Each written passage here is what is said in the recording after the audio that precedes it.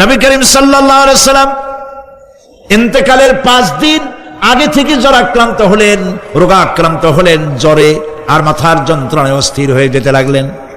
বেহুশ হন, আবার হুশ হন। যেদিন তিনি ইন্তেকাল করবেন তার আগের দিনেও তিনি জোহরের নামাজ পড়ার জন্য সাহাবীদের কাঁধের উপরে ভর দিয়ে নামাজ পড়তে গেছেন। পা উঁচু করে নিতে পারেন নাই, পা টেনে টেনে নিয়েছেন। তিনি সেখানে খুতবা দিলেন, বললেন, ও আমার উম্মতেরা, এই পৃথিবীতে আল্লাহ রাব্বুল আলামিন তার এক বান্দাকে পৃথিবীর সব জাগতিক সম্পদ দিতে চেয়েছিলেন, কিন্তু সেই বান্দা সব জাগতিক সম্পদকে উপেক্ষা করে আল্লাহর সঙ্গে দিদার করা বেশি পছন্দ করেছেন। কেউ কিছুই বুঝলো না। হযরত আবু বকর রাদিয়াল্লাহু তাআলা আনহু খুব কাঁদতে লাগলেন। তিনি বুঝতে পেরেছেন যে এই পৃথিবীতে সমস্ত সম্পদ দিতে চেয়েছিলেন আল্লাহ যাকে, তার নাম বিশ্বনবী। তিনি সবগুলি উপেক্ষা করে আল্লাহর সঙ্গে দিদার করা বেশি পছন্দ করেছেন। আমরা অতি তাড়াতাড়ি নবীজি থেকে নবীর এতিম হয়ে যাব। পরের দিন ইশার নামাজের রক্ত হলো, আযান হয়ে গেল, মসজিদে মুসল্লিরা ভরে গেছে, সাহাবায়ে কেরাম সব এসে গেছেন। হুজুরের জন্য বহুক্ষণ অপেক্ষা করার পর হযরতে আবু বকর রাদিয়াল্লাহু তাআলা আনহু তিনি ইমামতির জায়গায় দাঁড়ায় গেছেন। নবীজি বেহুশ অবস্থায় ছিলেন ঘরের মধ্যে। হুশ আসার পর তিনি হযরত আয়েশাকে বললেন, আয়েশা, মসজিদে নববীতে এখন কি হতেছে? তিনি বললেন, নামাজ হচ্ছে।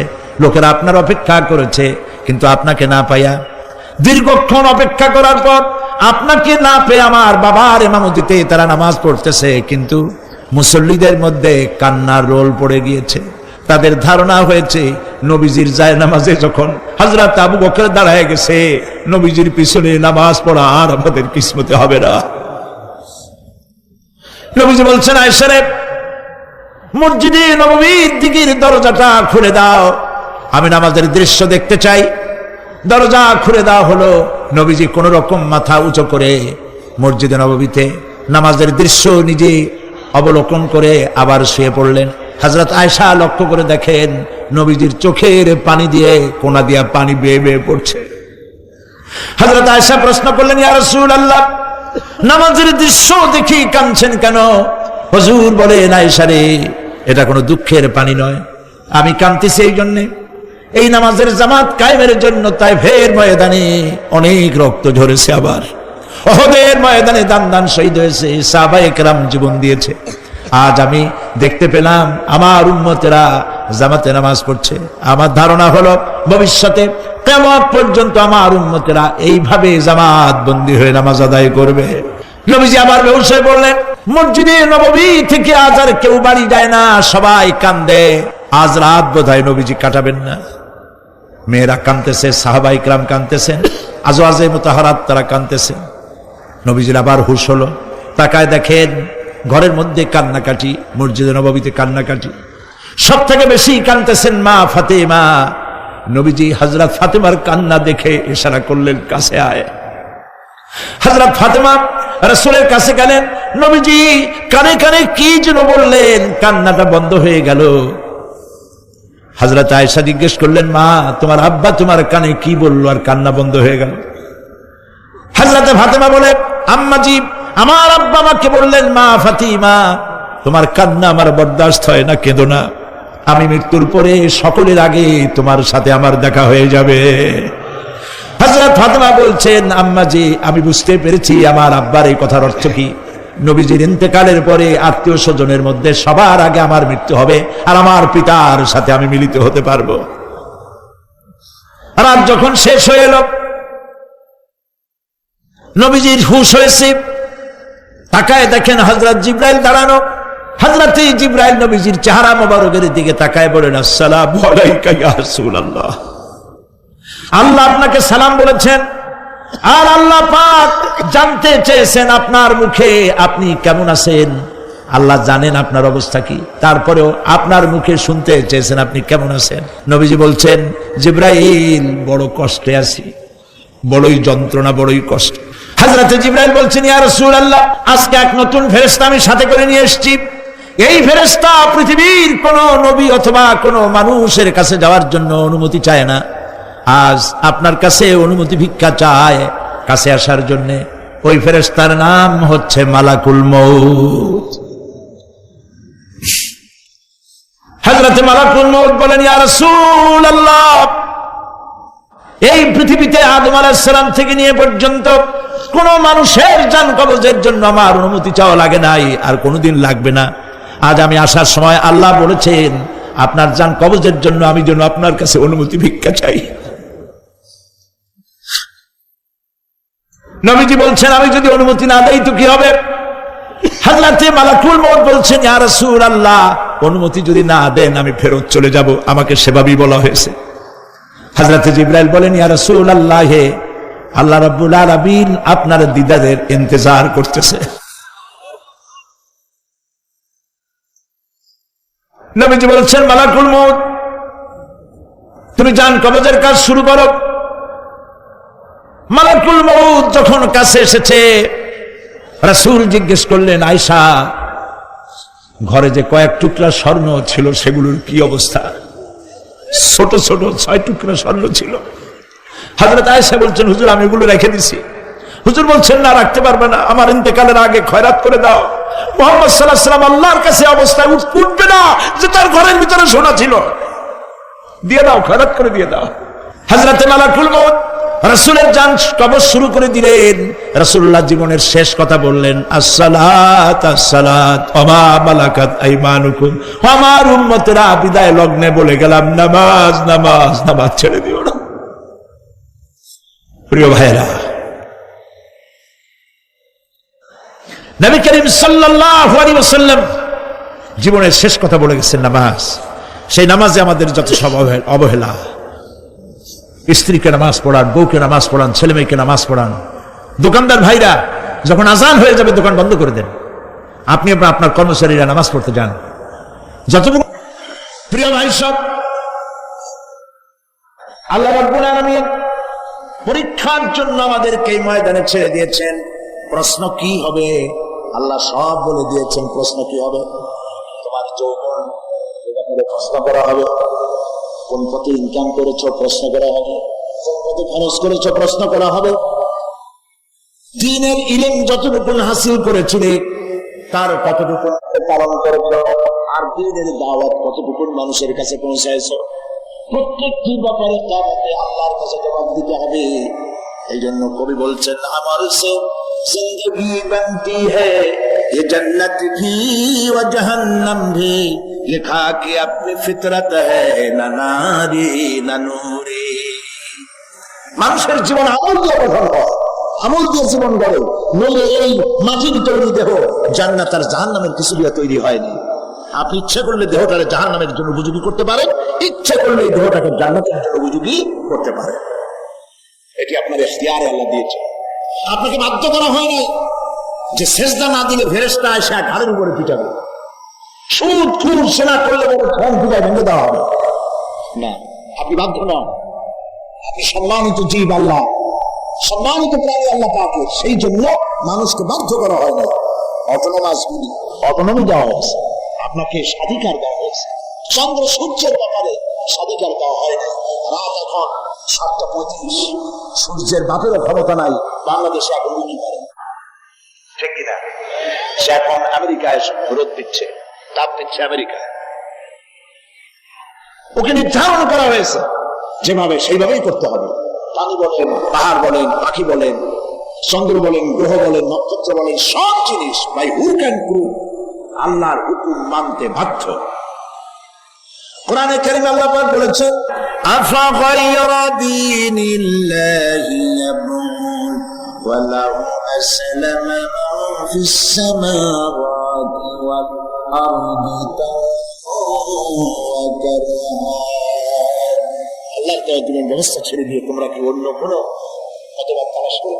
ওয়া লাহু আসলামা মান ফিস সামাওয়াতি ওয়াল আরদি, যা আছে জমিনে যা আছে সব আনুগত্যের মস্তক আমার সামনে অবনত করে দিয়েছে। সুবহানাল্লাহ।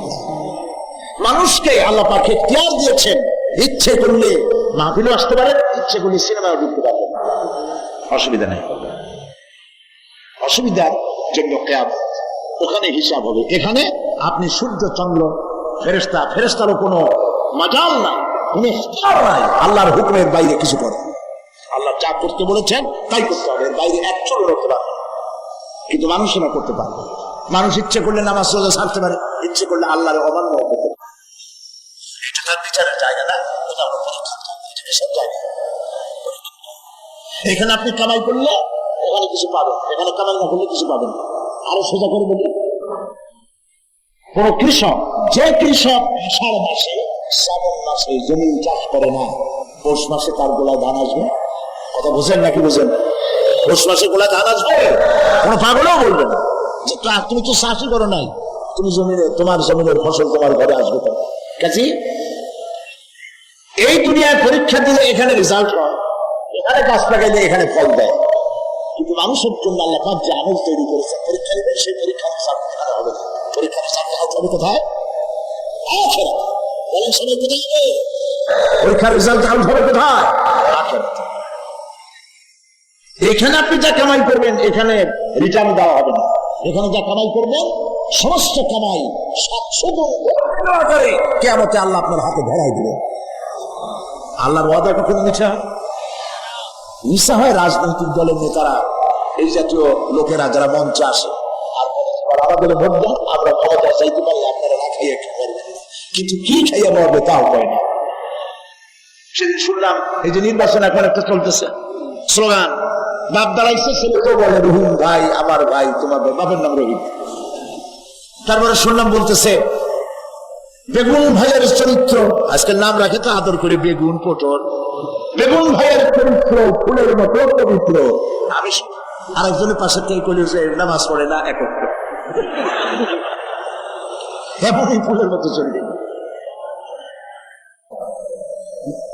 তো দুনিয়ার ময়দানে আপনি যা কামাই করবেন এখানে রেজাল্ট আউট হবে, এখানে আপনি পাবেন ফল, এখানে পাবেন। যা করবেন এখানে গাছ লাগাবেন, ফল লাগাবেন, এখানে পাবেন। আর আল্লাহর জন্য যেটা করবেন সেটা ফল, সেটা রেজাল্ট কিয়ামতে বাইরে হবে। সুবহানাল্লাহ। এখানে পরীক্ষা দিয়ে যদি ফেল করে, ম্যাট্রিক পরীক্ষা দিয়ে ফেল করেছে, পরীক্ষা দিয়ে ফেল করেছে, আবার পরীক্ষা দিয়ে পাস করার সুযোগ আছে, আবারও ফেল করেছে, আবারও পরীক্ষা দিয়ে পাস করার সুযোগ আছে। 10 বার যদি ফেল করে আরো 10 বার পরীক্ষা দিয়ে পাস করার সুযোগ আছে। কিন্তু কিয়ামতের দিন আল্লাহ রাব্বুল আলামিনের জীবনের পরীক্ষায় কোন মানুষ আল্লাহর আদালতে ফেল করে বসে একবার, দ্বিতীয়বার পরীক্ষা দেওয়ার আর কোন সুযোগ নাই। এই পৃথিবীতে যদি কেউ নিম্ন আদালতে মামলায় হেরে যায়, জজকোর্টে করবে, যদি হেরে যায় হাইকোর্টে করবে, হেরে গেলে আপিল করবে সুপ্রিম কোর্টেও যদি হেরে যায় তাহলে প্রেসিডেন্টের কাছে আপিল করবে। সুযোগ আছে কয়েকবার। কিন্তু কিয়ামতের দিন জীবনের আদালতে কোন মানুষ যদি একবার ফেল করে বসে, জীবনের মামলায় যদি একবার হেরে যায়, দ্বিতীয়বার আপিল করার আর কোন জায়গা নাই। সে আখিরাতে রেজাল্ট আউট হবে। আমরা সব মরে যাব, আমরা সব কি হবে? সব মরে যাব। আল্লাহ পাক আমাদেরকে উঠাবে না। মানুষকে কবরে রাখার সময় আমরা কি বলি? মিনহা খালাকনাকুম, জানেন না? পড়েন, মিনহা খালাকনাকুম ওয়া ফিহা নুঈদুকুম ওয়া মিনহা নুখরিজুকুম তারাতান উখরা। এই মাটি দিয়ে তোমাকে তৈরি করা হয়েছিল, এই মাটির মধ্যে রেখে গেলাম, এর থেকে আবার তোমাকে উত্থিত করা হবে। কে বলতেছেন কথা? আল্লাহ তাআলা বলছেন। কি নিষ্ঠুর এই পৃথিবী! ভেবে দেখেছেন কি একবারও কি ভেবে দেখেছেন এই পৃথিবী কত নিষ্ঠুর? এই সন্তান সম্পত্তি সব একটি মোহ, একটি মায়া, একটি মহব্বত, একটি প্রতারণা। যে বউয়ের জন্য হারাম ইনকাম করেছেন, যে সন্তানদের জন্য হারাম ইনকাম করেছেন, জান দিলেন, রক্ত দিলেন, জীবন দিলেন, সারা রাত কষ্ট করেছেন, দৌড়দৌড়ি করেছেন, যখন মরে গেলেন যে বাচ্চাটা আপনি করে না নিলে শরীরটা ঠান্ডা হয় না, সেই বাচ্চা বলবে, মাকে বলবে, মা বাপের লাশ সেদিনে আছে, আমার সেখানে নিও না, আমার ভয় করে। স্ত্রীও আরো দু একজন লোক না হলে লাশের ঘরে থাকতে পারবে না, কারো ভয় করবে। থাকলে বলে যে মা থাকতে পারে, বাপ থাকতে পারে। যাকে বিবাহ করার পর অনেক সন্তান আছে, মা বাপকে ছোট দেখতে পারে না, বল কথা মতো মায়ের সাথে কথা বলা বন্ধ করে দেয়, হয়তো কুমিল্লা এরকম নাও থাকতে পারে। হয়তো নালিশ করছে, মার সাথে কথা কম, আবার বলে এই বুড়িটা মরে না কেন? নাউজুবিল্লাহ, নাউজুবিল্লাহ। বুড়িটারে মরার কথা বলতেছো তুমি? তোমার ছোট্টবেলায় যখন তোমার টাইফয়েড হয়েছিল, অসুখ করেছিল, গরিব বাবা, বাড়িতে ল্যাপ নাই, খাতা নাই, তোষক নাই, সেই জায়গায় মা তার কাপড় বিছায় দিয়া বুকের উপরে নিজের শরীরের উষ্ণতা দিয়া বাঁচায় রাখার চেষ্টা করেছে, নিজে না খেয়ে খাওয়াইছে, অসুখ সারে না। ওই মুমূর্ষু বাচ্চার স্মরণে তার মাথার কাছে বসে তাহাজ্জুদের নামাজ পড়ে কোরআন শরীফ তেলাওয়াত করে সত্যিয়া পানি করে বলতে থাকে, রব্বুল আলামিন আমার জীবন জলে দিয়ে আমার পিতা টুকরা সন্তান জলে বাঁচাইয়া দাও। যেই মা নিজের জীবন দিয়া সন্তান বাঁচাইতে চাইলো, সেই সন্তান আজকে বউ পাইয়া মাকে ভুলে যায়, মায়ের সাথে খারাপ ব্যবহার করে। আল্লাহ রাব্বুল আলামিন বলেছেন, মা বাবার সঙ্গে খারাপ ব্যবহার করো না, ভালোবাসার কথা বলো।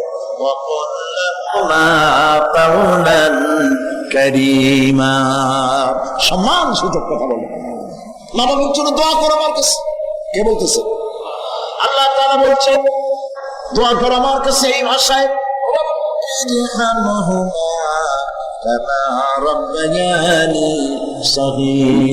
পড়েন সবাই, রব্বির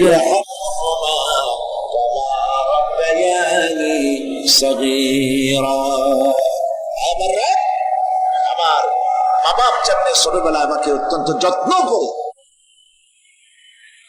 লালন পালন করেছে, আল্লাহ তাআলা আপনি দয়া করে আমার মা বাপকে তোমার রহমতের করে লালন পালন করে। সুবহানাল্লাহ। প্রত্যেক নামাজের পর সকলে এই দোয়া করবেন, মনে থাকবে? মনে থাকবে? প্রিয় ভাই সব, সেই কিয়ামতের মাঠে আমাদেরকে উঠতে হবে, আল্লাহর দরবারে উঠতে হবে।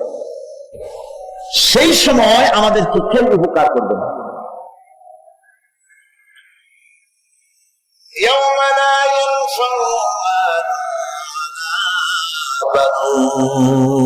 সম্পদ আর সন্তান সন্ততি কোনো কাজে লাগবে না। মা তার সন্তানকে চিনবে না, সন্তান তার মাকে চিনবে না, বাপ তার সন্তানকে চিনবে না, কেউ কাউকে পরিচয় দিবে না। কি মারাত্মক অবস্থা!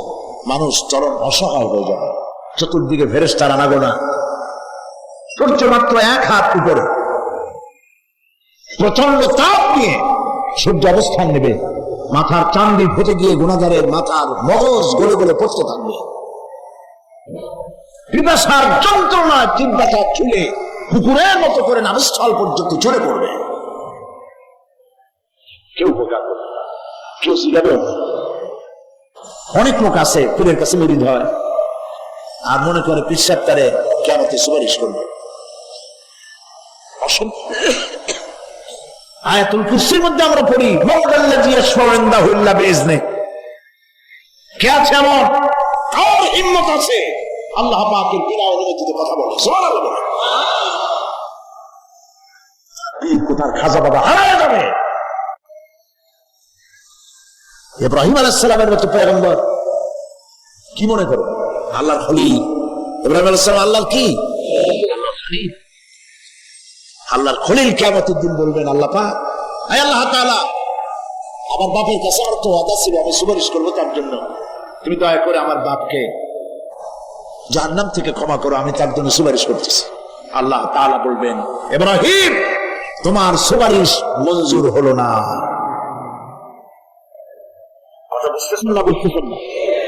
ইব্রাহিম আলাইহিস সালাম যদি বাপের জন্য সুপারিশ করতে না পারে, ইব্রাহিম আলাইহিস সালাম তিনি যদি তার বাপের জন্য সুপারিশ করে যদি ব্যর্থ হন, আপনার প্রস্তাব কোন কামে লাগবে চিন্তা করেন। নবী করিম সাল্লাল্লাহু আলাইহি ওয়াসাল্লামকে প্রশ্ন করা হয়েছে, রাসূল আপনার আব্বা আম্মার অবস্থা কি হবে? কথা কি শোনেন নাকি? আপনার আব্বা আম্মার অবস্থা কি হবে? নবী করিম সাল্লাল্লাহু আলাইহি ওয়াসাল্লাম বলেছেন, আমি আমার আব্বা আম্মার কোনো উপকারে আসবো না। ইন্না লিল্লাহি ওয়া ইন্না ইলাইহি রাজিউন। কোন সাহসে মনে করতেছেন কোন পীর কোন একটা বিদেশ থেকে দেশের থেকে একটা নাফিল হলো আর ওইটার পিছনে পিছনে দৌড়াবেন, সে আপনারা না জানতে দেবে, তার পায়ে সুমার খাবে। এই পায়ে হাত দিয়ে টাকা ইনকাম করার জন্য মানুষকে ভুল পথে পরিচালিত করছে অনেক পীর আছে না?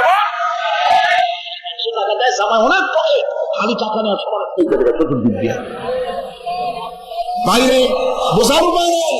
কিন্তু অনেক পীর আছে এমন ঢাকা শহরে বড় বড় মার্কেটের মালিক, আমি জানি বড় বড় মার্কেটের মালিক, বিরাট ব্যবসায়ী, জামা পরিষ্কার করে না 2 মাসে, মানুষকে দেখানোর জন্য গামছা তোমাদের কাছে ফট ফট করে আওয়াজ করে মনে হয় যেন কাঁদতেছে। আজ বেশি হাবিজাবি শেখের শিকার। লা ইলাহা কতক্ষণ, ইল্লাল্লাহ কতক্ষণ, আল্লাহ আল্লাহ কতক্ষণ, কোথায় পেয়েছে? ইল্লাল্লাহ ইল্লাল্লাহ কিসের দিকে? ইল্লাল্লাহ মানে কি? আল্লাহ ছাড়া, আল্লাহ ছাড়া, আল্লাহ ছাড়া, আল্লাহ ছাড়া কি? কাজী রাসূলুল্লাহ যা করেন এর বিরুদ্ধে দাও, এই সব পীরের কাছে যাবেন না।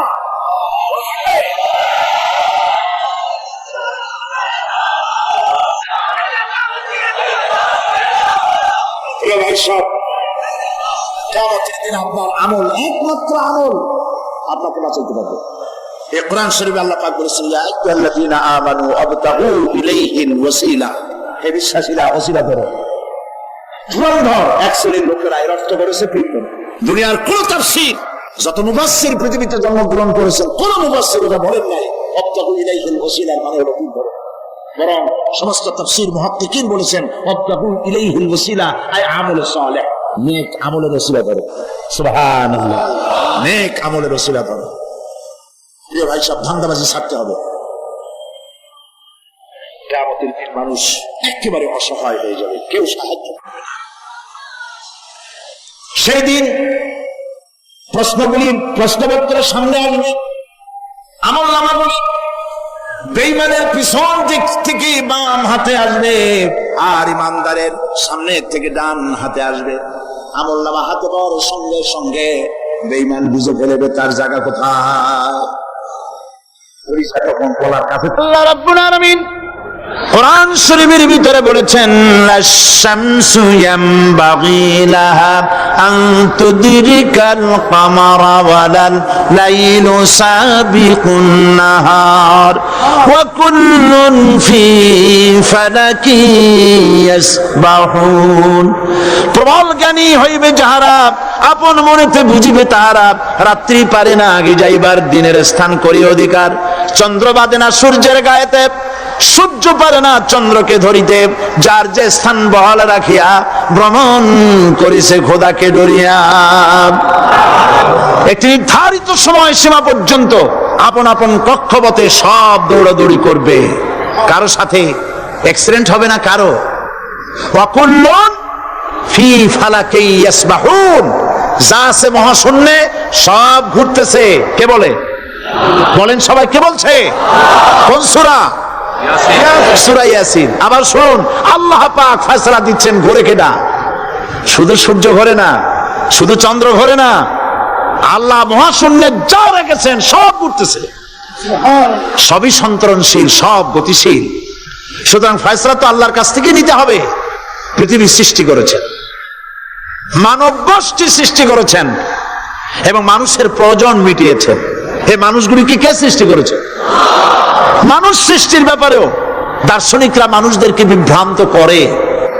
যা কলেজে বিশ্ববিদ্যালয়ে পড়ানো হয়, এই কোরআন শরীফ বিশ্ববিদ্যালয়ে পড়ানো হয়? হ্যাঁ হয়।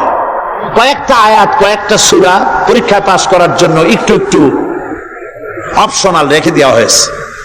বর্তমান যে শিক্ষা কমিশন, শামসুল হক শিক্ষা কমিশন রিপোর্ট মন্ত্রী পরিষদে অনুমোদন করেছে বর্তমান সরকার। এই শিক্ষানীতিতে বলা হয়েছে ক্লাস 1 থেকে নিয়ে ক্লাস 5 পর্যন্ত ধর্মীয় শিক্ষা দিতে দেওয়া হবে না। তাহলে ক্লাস 5 পর্যন্ত যদি ধর্মীয় শিক্ষা না থাকে, তাহলে ক্লাস 6-7-এ ওঠার পর আরবি যাওয়ারা, বাজাবর বা আনাকুম জানাকুম ছেলেরা পড়বে? মেয়েরা পড়বে? আসল উদ্দেশ্য হলো ইসলাম থেকে জাতিকে দূরে সরাবার জন্য ষড়যন্ত্র। এই সরকারের প্রণীত শিক্ষানীতি আমরা মানি না। আপনারা মানেন? যেই মাদ্রাসা মানুষের চরিত্র সৃষ্টি করে, বর্তমান সরকার সেই মাদ্রাসাগুলি একটা একটা করে ধ্বংস করার পরিকল্পনা গ্রহণ করেছে। সুতরাং আসল শিক্ষা হলো কোরআনের কাছে। আসল শিক্ষা কোথায়? কোরআনের কাছে। কোরআন যদি শিখানো হতো, কোরআন যদি শিখানো হতো কলেজে, বিশ্ববিদ্যালয়, তাহলে গতকাল চট্টগ্রাম বিশ্ববিদ্যালয় থেকে যেসব ছেলেরা বিশ্ববিদ্যালয় কর্তৃপক্ষ কর্তৃক বরাদ্দকৃত, হাইজ্যাক করা নয়, বরাদ্দকৃত 4খানা বাস দিয়ে কোরআন শুনতে আসতে চেয়েছিল, বর্তমান সরকারের তথাকথিত সোনার ছেলেরা আসতে দিল না। কোরআন যদি তারা পড়তো তাহলে কোরআন শরীফ শুনতে তারাও আসতো। কপাল পড়া। জোরে বলেন কি? আরো জোরে বলেন কি? কপাল পড়া। সব ভালো লাগে, কোরআন ভালো লাগে না। এদেরকে শিখানো হয়েছে, আরে তোমরা তো মানুষ না। বলে আমরা কি? তো তোমাদের ডারউইন বাবাজি বলে নাই, শোনো নাই? কি পড়ো টড়ো তোমরা, বুদ্ধি শুদ্ধি রাখো না। ডারউইন বলেছে, থিওরি অফ ইভলিউশনের মধ্যে বলেছেন মানুষ মানুষ না। বলে কি? মানুষ হলো বান্দর। কপাল পোড়া। কি কপালে লেখা থাকে? কাজে কামে প্রকাশ হয়ে যায়। ডারউইন বলল মানুষ মানুষ না। আলফ্রেড বললেন মানুষ হলো মানুষ, মানুষই ঠিক, তবে মানুষ হলো সেক্স সর্বস্ব জীব। সেক্স সমস্যার সমাধান করলে মানুষের সব সমস্যার সমাধান হয়ে যাবে। কার্ল মার্কস বললেন মানুষ হলো পেট সর্বস্ব জীব, পেট সমস্যার সমাধান করে দিলে সব সমস্যা শেষ। আর ডারউইন বললেন মানুষ মানুষই না, মানুষ কি? বলে বান্দর। ওরাং ওটাং শিম্পাজি আর ব্যাং থেকে মানুষের উৎপত্তি হয়েছে। আমি যখন জীবনের প্রথম শিম্পাজি দেখলাম, ওরাং ওটাং দেখলাম, তখন আমি মনে করেছি যে ডারউইন খামোখা ভুল করে নাই। এইটা দেখেই ও মনে করেছে যে এই হচ্ছে আমার মাতামহের গোষ্ঠী, এই হলো পিতামহের গোষ্ঠী। আপনারা একটু মাথা কাটায় চিন্তা করেন, মানুষ যদি বান্দর থেকে হবে, আজও বানর ফরেস্ট এরিয়া আছে কিনা বাংলাদেশে? চিল্লায় বলেন আছে কিনা? তো মানুষ যদি বান্দর থেকেই হবে, আপনারা কি কোনোদিন দেখেছেন যে একটা বান্দরের কোমর পর্যন্ত মানুষের মতো হয়ে সারছে? আর কিছুদিন গেলেই পুরো মানুষ হয়ে যাবে।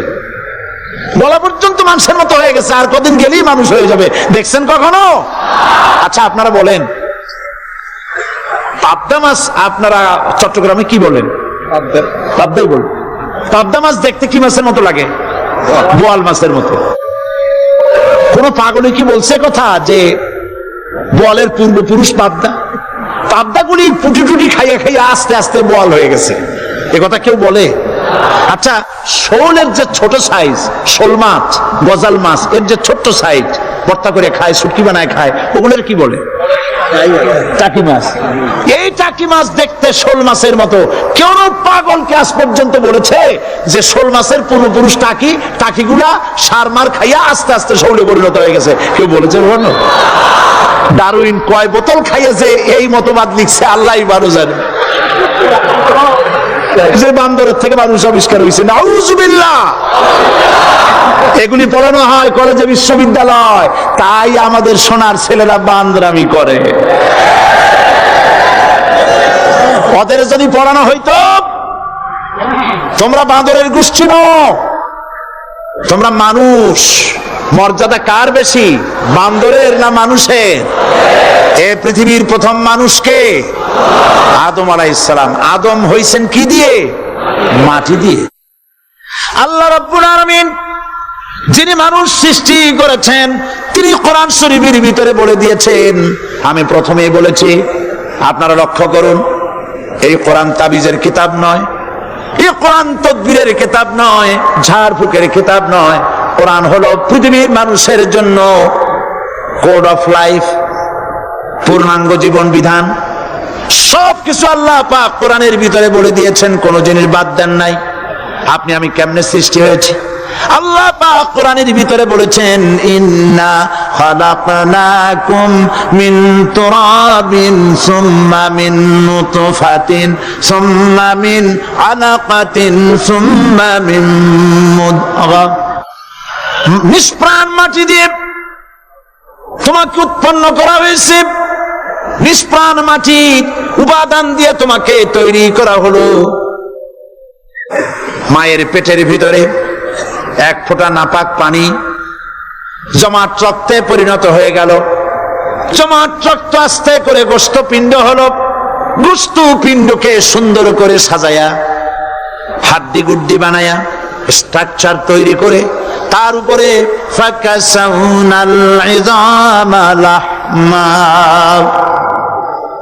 চামড়া দিয়ে গোস্ত দিয়া সাজায়া সুন্দর করে বানালাম। আল্লাহর পরিচয় শুনুন, আল্লাহ আমার কেমন আল্লাহ। মায়ের পেটের ভিতরে সন্তান বানায়া এরপরে যখন রূহ দেওয়া হয়েছে, ক্ষুধা লেগেছে, খাবারের প্রয়োজন হয়েছে, আল্লাহ রাব্বুল আলামিন ওই কচি বান্দা মায়ের পেটে বসে কি খাবে সেজন্য তার মা চিন্তা করে নাই, বাবা চিন্তা করে নাই, সরকার চিন্তা করে নাই। আল্লাহ রাব্বুল আলামিন মায়ের মাসিক অসুখকে বন্ধ করে দিয়ে সন্তানের নাভির সাথে আর মায়ের নাভির সাথে তার লাগায়া, পাইপ লাগায়া মায়ের মাসিক অসুখের রক্তগুলি দিয়ে সন্তানকে বড় বানালেন। মুখ দিয়া এই রক্ত পান করালেন না, মুখটাকে পবিত্র রেখে দিলেন যাতে করে পৃথিবীতে আসার পর ওই মুখ দিয়া আল্লাহ রাব্বুল আলামিনের জিকির করতে পারো। সন্তান মায়ের ভিতরে পেটের ভিতরে বড় হলো। আল্লাহ রাব্বুল আলামিন বলেন মাস দিন যখন পুরা হয়ে গেল, সুম্মা নুখরিজুকুম তিফলা, বাচ্চার আকারে পৃথিবীতে নিয়ে আসলাম। এখন খাবা কি? পৃথিবীতে যখন বাচ্চা এলো তখন তার পেটের সাথে যে সংযোগ ছিল মায়ের নাভির সাথে আর সন্তানের নাভির সাথে, সেই সংযোগ তার আর কি থাকলো? কি করা হলো? কেটে দেওয়া হলো।